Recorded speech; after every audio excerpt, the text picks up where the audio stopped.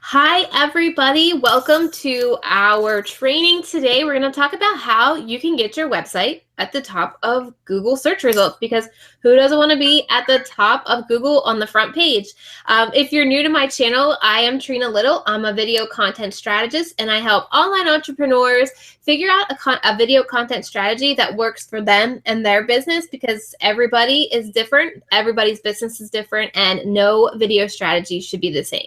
So I'm not even going to chatter here. We're going to jump right into the content, and I'm going to turn it over to Katie, who's going to give her side of this training, and then we'll pop it back over to me to talk a little bit more of video strategy. Take it away, Katie.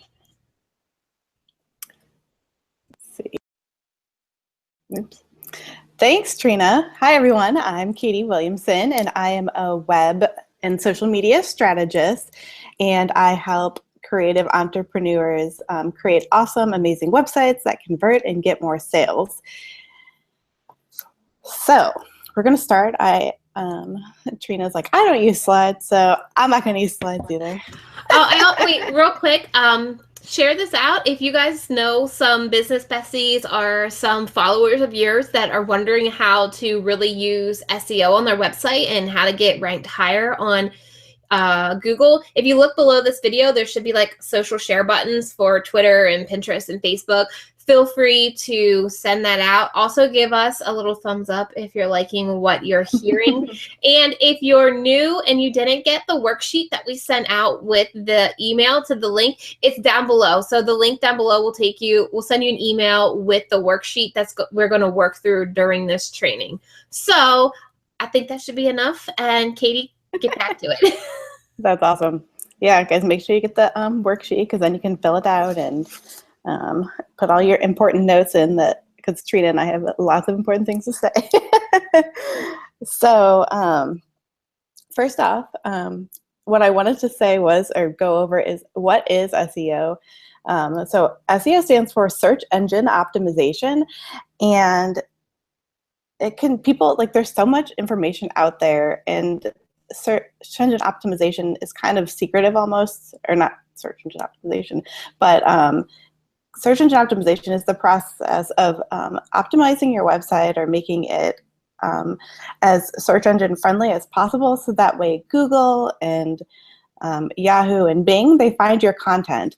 And so that way, when someone's searching for a video content strategist, then if Trena optimizes her website awesomely, then she might come up first. And so if you come up first, that's page rank. And so coming up very first for a search term relates to page rank. And so search engine optimization, there's so much information out there about it, because basically Google is like the big player. I think 85% of all web searches are done on Google, or maybe it's 80. So that's a really big percentage of searches that are going through Google, and Google doesn't let everyone know about how their algorithm works, or the formula basically for how they're delivering search results. So because not everyone knows how the algorithm works, because it's kind of secretive, that's why there ends up being so much information out there about search engine optimization, and it can be incorrect or out of date. So basically, you want to optimize your website because it's going to enable you to for your ideal audience to find you. So the more you do for search engine optimization, then the people that you really want to find you will be able to on Google. And so when you are talking about SEO and what Google's looking for, they are looking for the 3 things that they take into consideration the most, and there's a whole bunch of things, but the top 3 are content. So video is content, and so that's why putting video on your site is a really good thing. And Google, when they're talking about content, they're looking for, like Google said this, they're looking for relevant, clear, and informative content. So not just a bunch of junk that you put together. So they want it to be informational and useful for someone. So if you have a blog on photography, then you want your any content that you put on your site to be informative and helpful to people. And so when you are putting content on your site, blog posts, photographs, and videos, Google is able to see that. And the more content that you put on your site, then that gives Google the signal that you, it basically helps your SEO as well, because it's telling Google that your website is active. And there's like so many websites that are inactive. And so, you know, so if you're putting new content out there, then Google's going to look at that content. So that's one of Google's big factors when considering SEO. And then links. So that's another factor as well. And so when I say links, it's basically other people linking to your website. And if you have an awesome video or blog post on your site, then people are going to want to share your video out and link to it. So, you know, when you're creating amazing content, then people are going to create links back to your site. And these links are definitely the quality. Google's looking for quality links coming from awesome websites, as opposed to quantity. So they'd rather see links coming from active websites that are really quality over, you know, 20 links to kind of spammy websites. So that's definitely something to consider as well. When you put good content and good video out there, people will share that on their websites as well, and that's going to boost your SEO.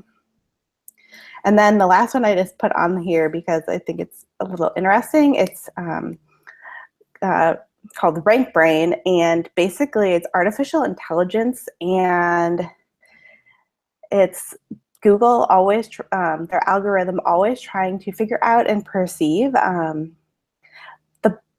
the way someone's searching, like what types of search results they're looking for. So it's trying to interpret what you are putting in there as naturally as possible. So as opposed to just picking terms. So I live in St. Louis, Missouri, and so if I'm searching for something, if I say coffee shop, then Google's going to take that information that I have and going to send me as top search results coffee shops in St. Louis. It's not just going to send me coffee shops in Pennsylvania where Trena is, because Google takes that information. So it's always looking to try to give people relevant information to them. And so making sure that your content is using common language or things that people are searching for will definitely help that aspect of your website and your SEO. And then the other things to consider just for SEO is you want your website to be mobile friendly. You want your page speed to be as fast as possible, so meaning that your website loads as quickly as possible. And then Google is also not a big fan of pop-ups, especially on mobile. So always take that into consideration as well. Okay, so Trena will convince you that you need video on your site. And so you make some awesome videos. And here's the things that you can do to really help your videos show up in search and optimize them. So first you want to think about your page title. It's best, so let's say that you're going to do a blog post with a video. It's recommended that you use the same blog or the same, whatever you name your video, it's recommended to use a very similar name to your video title or use the same title, which is kind of nice because then you don't have to think of two different titles. So that's one thing that they recommend to help optimize that page. And then the next thing is the page description, which is also known as the meta description. And that's a little snippet that comes up when you're searching for something. in Google, like the little search result, and it will tell you about whatever the page is that you, that search result page. And so for meta descriptions, first off, they do not affect your SEO. So I think that can be a misconception that people think that if they're using the keyword in there and whatnot, that that's going to make their SEO better. That's not necessarily true. It does not affect the SEO, but because people actually look at the meta descriptions, there are really good ways to, Trena's taking a picture. Because people look at the meta descriptions, it's going to affect your click-through rate. So you want to make sure that you customize and personalize the meta descriptions for all of your pages, blog posts, and whatnot, especially your video. So if there is a video on the page, let people know in the meta description that you have a video, so there's a video on the page that's going to explain, or a tutorial or a how-to that's going to explain XYZ. Okay, so and then the H1, which is the header tag, and sometimes depending on how your website is set up, it might be the page title or your post title. But header, you only want one, and it's recommended that that is named the same as your video as well. So whatever your H1 is, then you want that to match your video. Okay, and then the next thing is thinking about a transcript or a summary after the video. So there's a bunch of different reasons why you might want to add a transcript or summary to your blog or to a blog post. And first off, it's recommended that a blog post have about 300 words minimum in order for Google to like really pick it up and have enough content for Google to review. And so, so if you have a transcript or a summary of the video, then Google's able to pick all of that information up as well. And then that means that that content is able to be picked up in search, and it's gonna also make your website more accessible.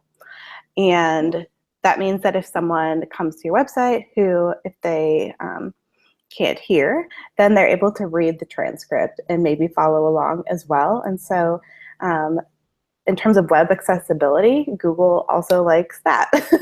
So if you're making your website more accessible for more people, then Google will boost or give you points, good points for SEO there. And then you want to make sure that when you are putting your transcript for your or your summary, make it look like a regular blog post. Don't just like put like a block of content, like bullet point things out and make it look like a blog post, so that way people can scan through and pick out the points, and then maybe they'll decide to watch the video. So definitely do put a nice little summary in of your video, so that way if someone misses something or they're looking for something specific, then Google can pick up keywords that are said in your video, and people can find different things in the transcript or summary. Okay, so now I'm going to show you guys how to embed videos in WordPress and Squarespace. I'm going to share my screen.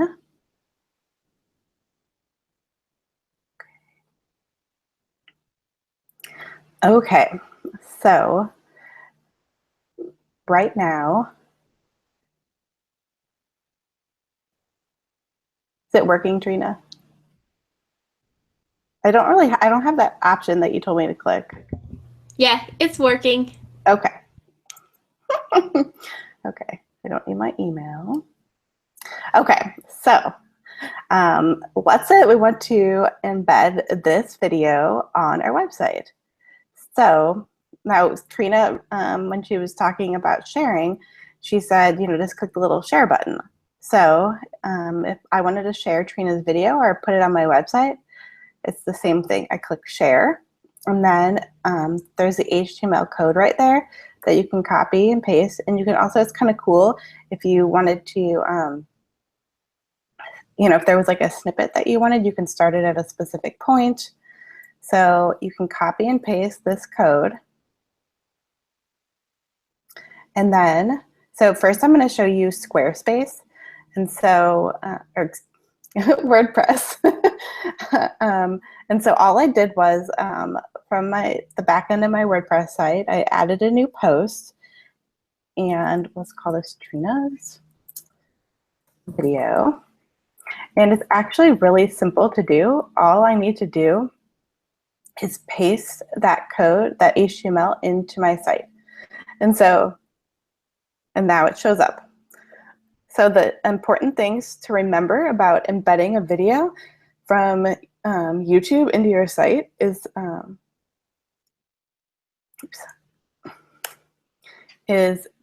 let's say that, let's see, if we had a sentence, Trena's video is awesome, and then I put the video at the end of this line, it's not going to pick it up the same. This link needs to be on its own line. We'll see if it picks that up. It might need to be re-pasted in. And then that works just like that. So you have to remember that your content or the video URL needs to be on its own line. And then the other thing that you need to remember in terms of sharing or embedding a video on your website is that if you're pasting this hyperlink in, if it turns blue or underlined, like the way a link looks, then it's not going to embed like this either. So you want to make sure that you are putting it in on its own line and keeping it the way, you know, so it's not hyperlinked. And so I'll hit preview over here.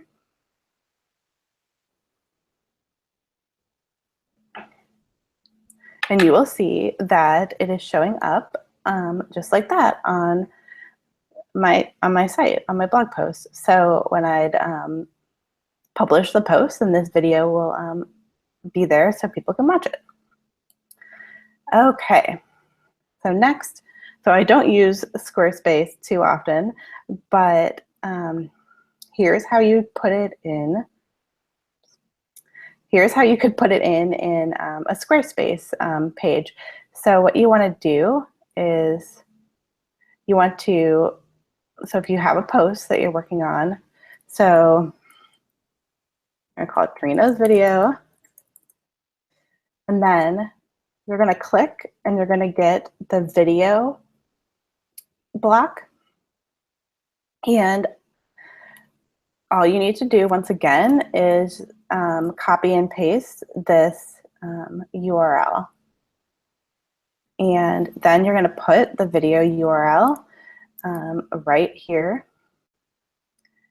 And it might take a second, and then it says successfully loaded. You can also add a custom thumbnail if you want.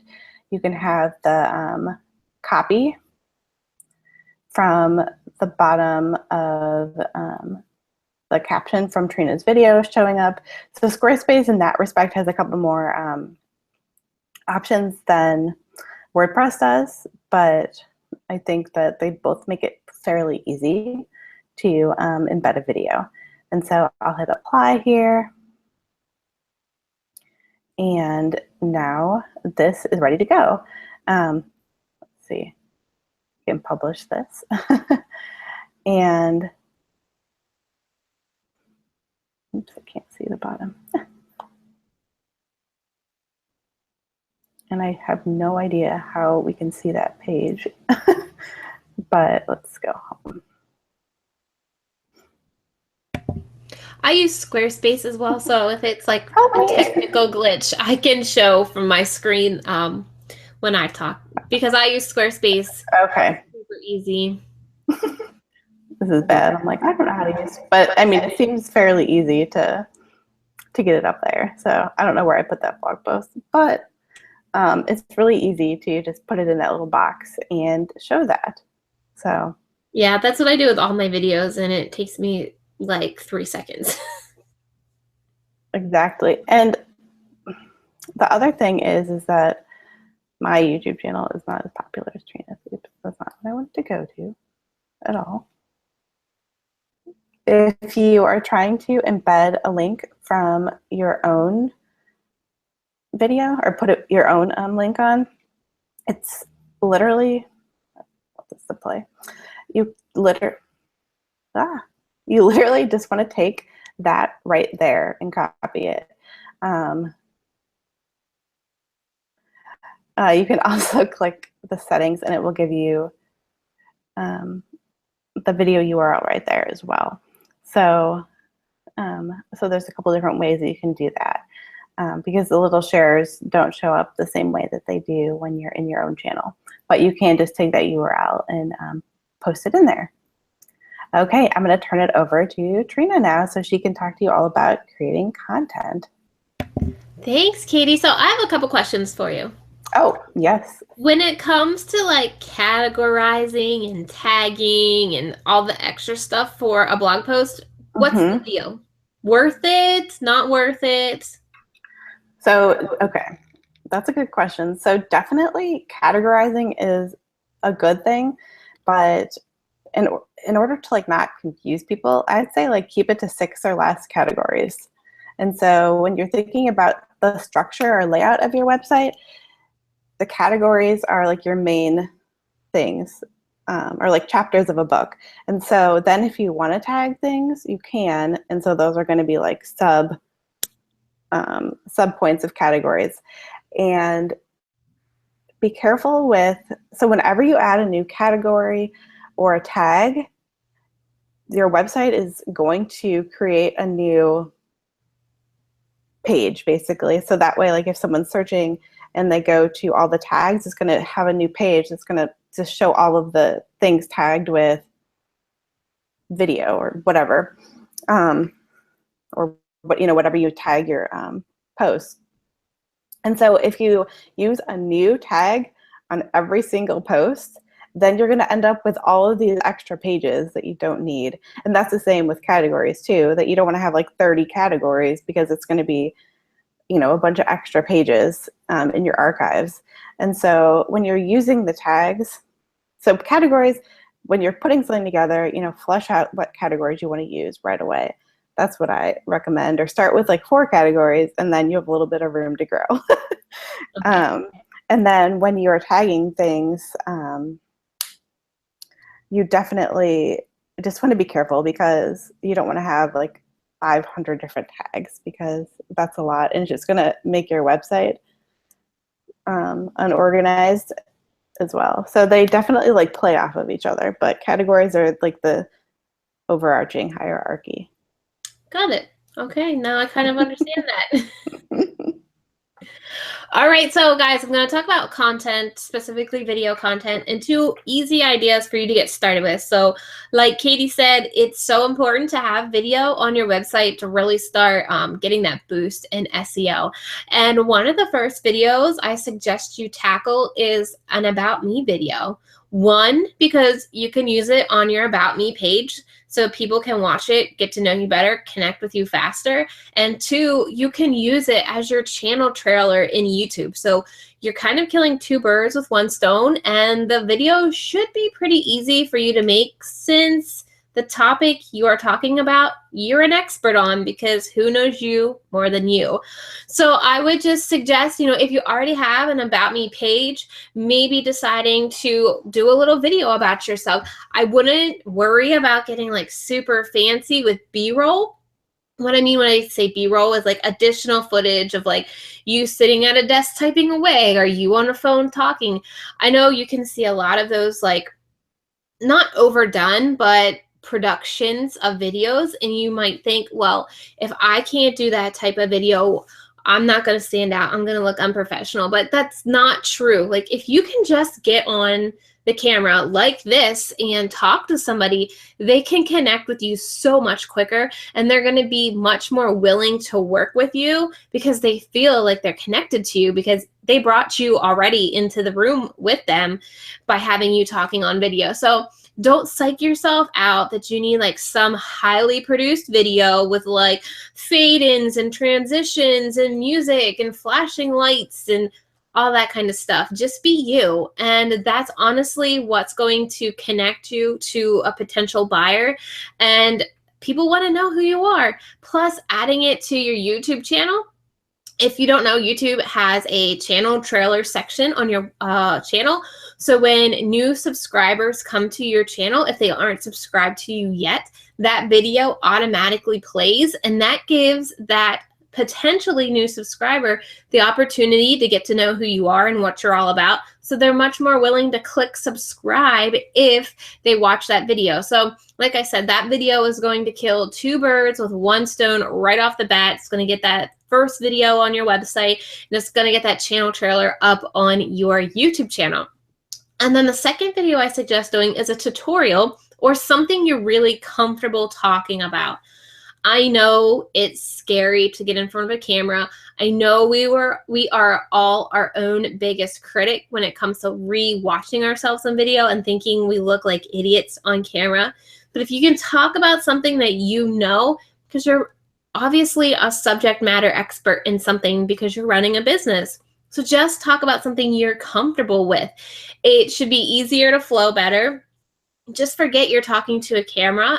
Pretend you're telling your friends, you know, what you do that you love, whether it's social media strategy or blog strategy or whatever it is. Just pretend you're telling your friends, you know, your favorite way to schedule an Instagram post or your favorite way to strategize your email sequence, whatever it is that you're the expert in.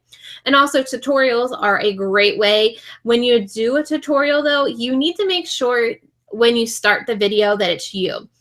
You just pop on the video real quick, introduce yourself, and let them know what they're about to learn. Then I would suggest going on over to your screen and screen sharing, because you don't want to miss out on that opportunity to connect with the person. If they see you, they're much more likely to connect with you than if it's just a total screen share tutorial. So like I said, just make sure it's you, that it's the first thing that they see so they can create that connection with you. So now on to my 3 tips for how you can make video content easier, which I kind of already slipped in the last one. The first tip that I have is use equipment that you have. I know this is another myth when it comes to video content, is that you need super fancy equipment.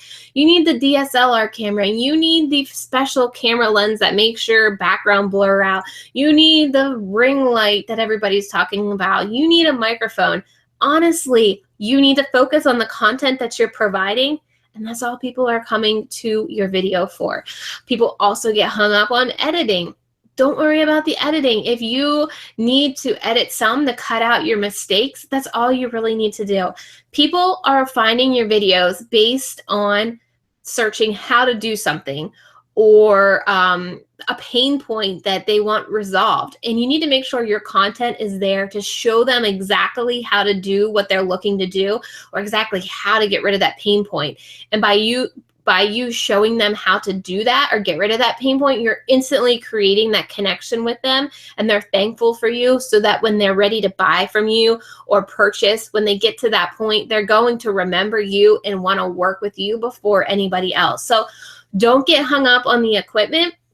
Use what you have. Start with your smartphone. I'm going to grab mine real quick, and make sure, my biggest tip, use this back camera. Do not use the front camera, because this camera is a much higher quality than this camera. So all you need to do is set this guy up on like a book or a shelf.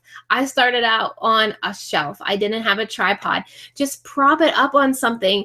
If you want to make sure you can see yourself, to make sure you're in frame, grab a mirror, put a mirror behind the screen so that you can make sure that you're in there, and just go to town making videos. You're not going to get better if you don't do it, which I'm skipping my tips. Tip number 1 was, don't worry about getting the fancy equipment. Start with what you have. So tip number 2, I kind of talked earlier, was talk on a subject you're comfortable about.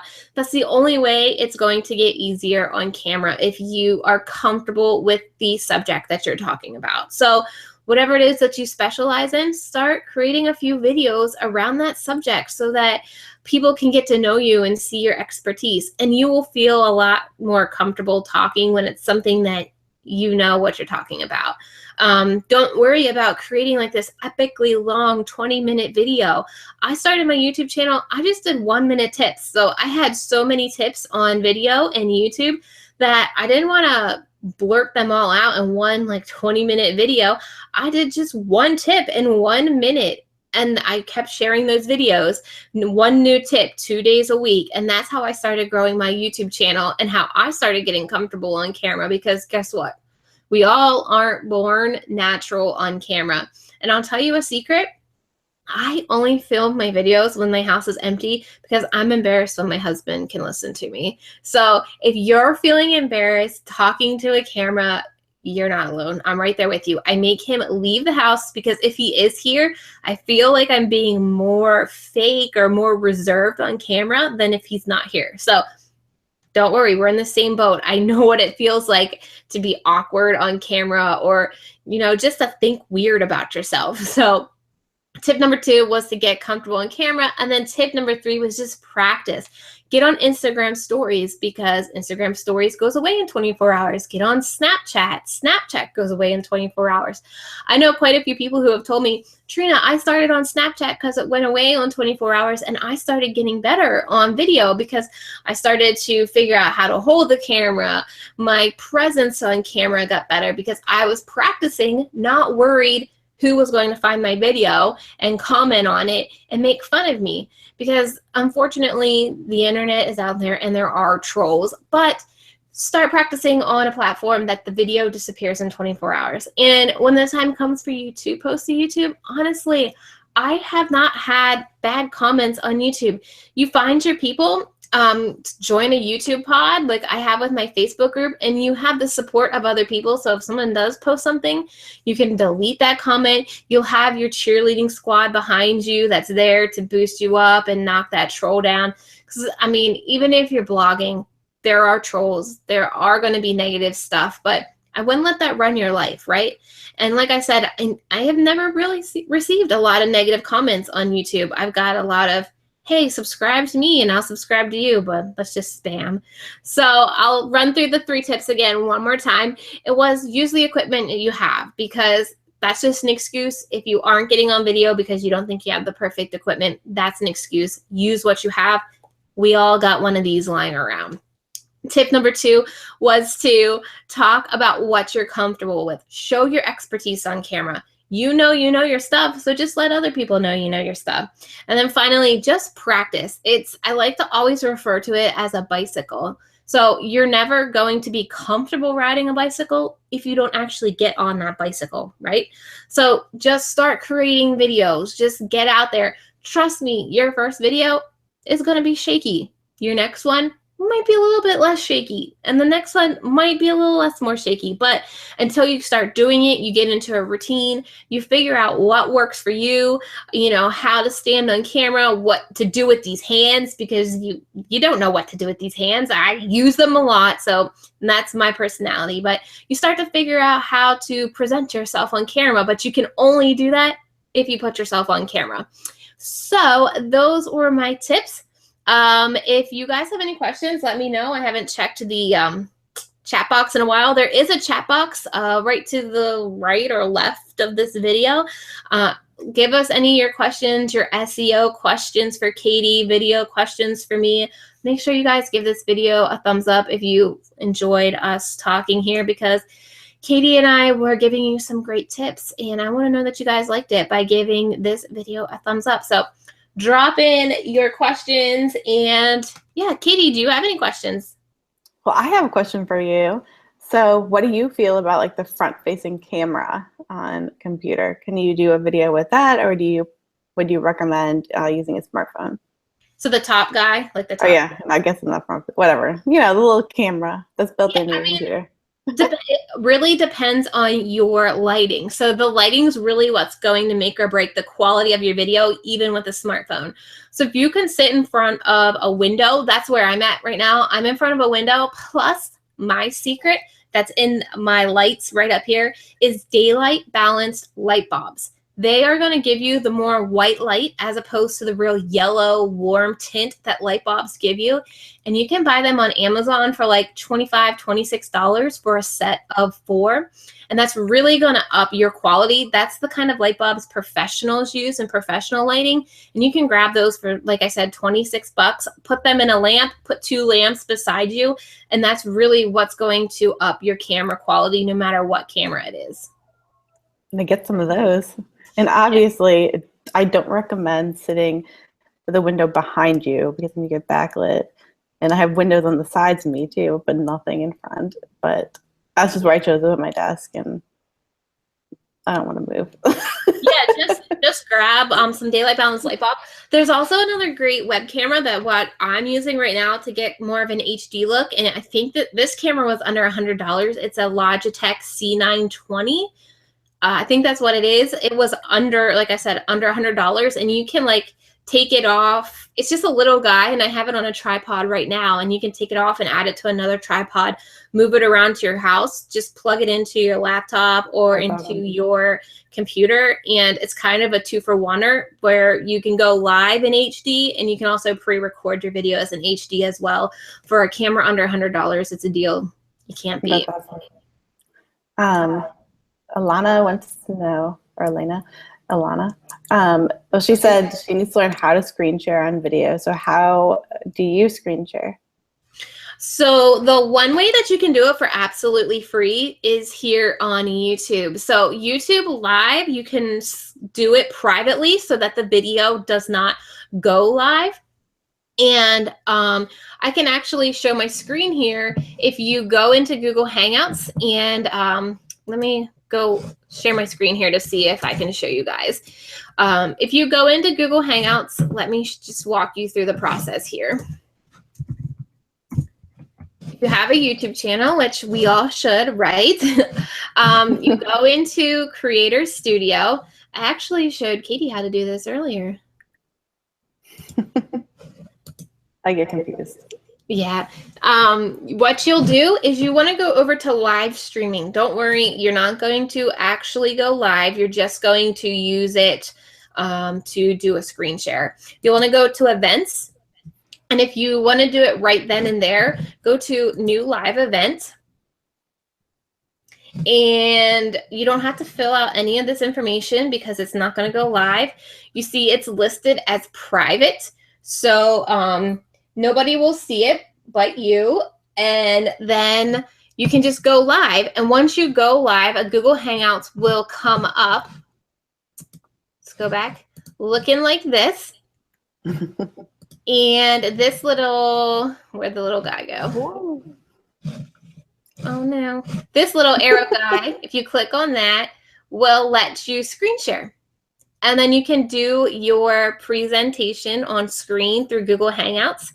And then you can always download. I'm stuck now.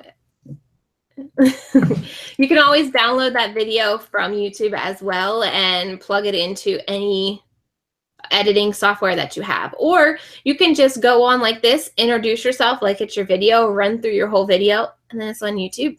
You don't have to edit. But I use a program called ScreenFlow for my screen sharing, and it was like, I want to say it was $100. I'm not sure, but that's what I use. And if you are on a Mac, you can use QuickTime. Oh yeah. That one's like a really easy way to do it. You can screen share it. Yeah, you can do pretty much anything on QuickTime. And I also, if you're on a Mac, you can also use, if you have slides or something, you can also use Keynote. And that actually like will record. So like if you like want to go through a presentation, you can record with Keynote as well. And actually it makes it really easy because you can start and stop like at each slide. So if you screw up, like I always do, then you can just like record the one slide as opposed to having to start from the beginning. So Those are two of the little things I use. But ScreenFlow has like some editing capabilities in there, right? It does. You can edit videos in ScreenFlow as well, but yeah, QuickTime is a great free option. I actually use QuickTime to record all my audio for my video. So my video file and my audio file will be separate, and I use QuickTime to do all the audio stuff. And so where do you put everything together in? Then I edit in Final Cut Pro, but I just upgraded to Final Cut Pro at the end of last year. I've been using iMovie since I started on YouTube, you guys. It's free on Mac. It was free on my laptop. I just use iMovie, and to tell you the truth, a lot of popular YouTubers still use iMovie. So I mean, it's not a terrible software to use, and it's free. Awesome. Yeah. Does anybody have any other questions? Because we don't want to just hang on here and keep you guys. We all know everybody's got stuff going on, and everybody's to-do list is 1,000 times long. So if there aren't any questions, you guys, we are going to let you go. And thank you for... Let me add one more. Sorry. No, go ahead, Katie. Let me add one more thing. So obviously we're talking about using YouTube and putting everything on YouTube. And so another option could be to upload your videos to your hosts and whatnot. But I do want to say YouTube, using YouTube or another video platform is a lot better because, or not a lot better, but unless you have really fast hosting, it's going to make your page slow down. And so, having something built in like YouTube or Vimeo or whatnot, it's just going to be a lot faster. And so, so don't try to upload your your video to WordPress. And I don't think you can even try on Squarespace. They don't support it. But definitely, use a platform like YouTube to host your videos as opposed to trying to host them yourself. Good idea. Thanks for shouting out YouTube there. Spectra Light Photo had a question. How do you let your network know that you are going live? So Katie and I actually started promoting this workshop last week. We had a lead page that we filtered people to so that we could send them our worksheet. So if you didn't get that worksheet, there's a link in the description box below. That's just send us your email real quick and we'll send you that worksheet that went through this training. So Katie and I promoted it for about a week that we were going to go live and what we were talking about. Also, if people are subscribed to my YouTube channel and they have notifications turned on, they will be notified when I am live. And then I also optimize this video the same way I would optimize any of my other videos so that while I'm live, I can start ranking at the top of YouTube search results for my keywords and phrases that I optimized my video for. And I will leave this video up for a couple days so that people who haven't watched it, they still have the opportunity to find me in search results as well to listen to my content and get the worksheet too. So that's kind of how I get viewers on this video. I do get a lot more of replays and later on watches because I know a lot of people have stuff going on during the week. Some mom business owners, it's around nap time, so they're trying to get some stuff done or put kids down. So I do get a lot of replay videos and I do get a lot of search videos. So people who are searching what I optimized this video for find it. And that's pretty much how I get my views. And I tell my Facebook group and I tell people who follow my Facebook page as well as all my other social media platforms that I'm going live at 1 p.m. on a certain day. And that's how I get people over here. And Alana wants to know how you tag your YouTube videos. So I do a lot of research on my videos before I even create the video.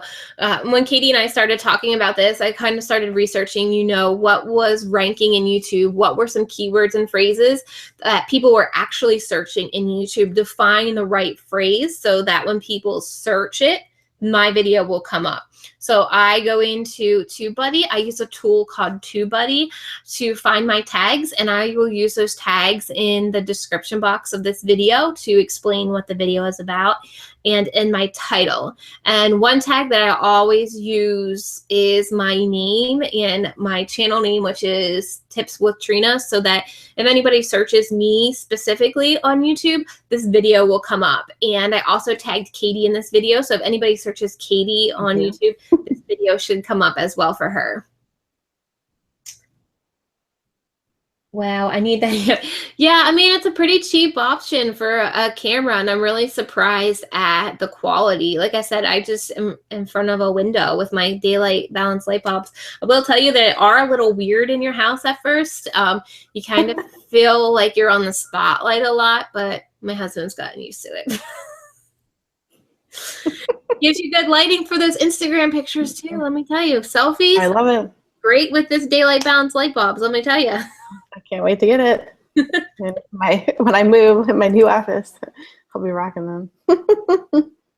Spectra Light asked if I take down the video a few days later, edit, and re-upload it. No, so if you take down the video at any time on YouTube, you're going to lose those views. And YouTube recognizes videos with views as quality content. So the more views you get, the higher YouTube's going to rank you. So if you pull that video down, you're going to lose all of that traction that you've already got from those views and those likes and their shares. So I definitely don't suggest taking it down.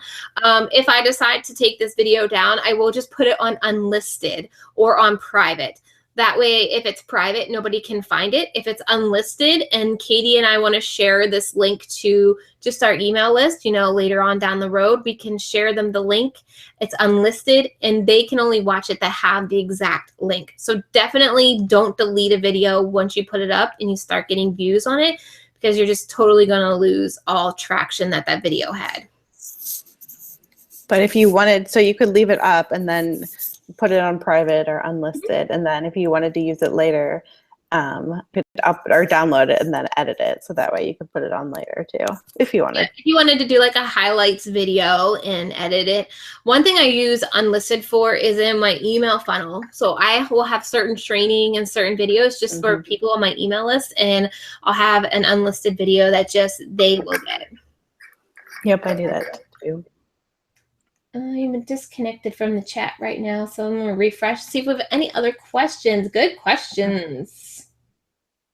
Let's see. Spectra Light Photo said, nice job with your show today, Trena. And Claire said, thank you both for the valuable information. She got a lot from this. Thank you guys so much. Yeah, so, thank you guys. That's everything. Thank you for watching. And yeah, be sure to check out Katie, follow her on social media. I will put all of her links in the description box below. It's not there right now, but I will be updating it after we get off here. So follow Katie. And if you have any questions about the equipment I talked about or what I use, I do have links to those as well in the description box. So thanks, guys. Thanks. See you guys later. Bye.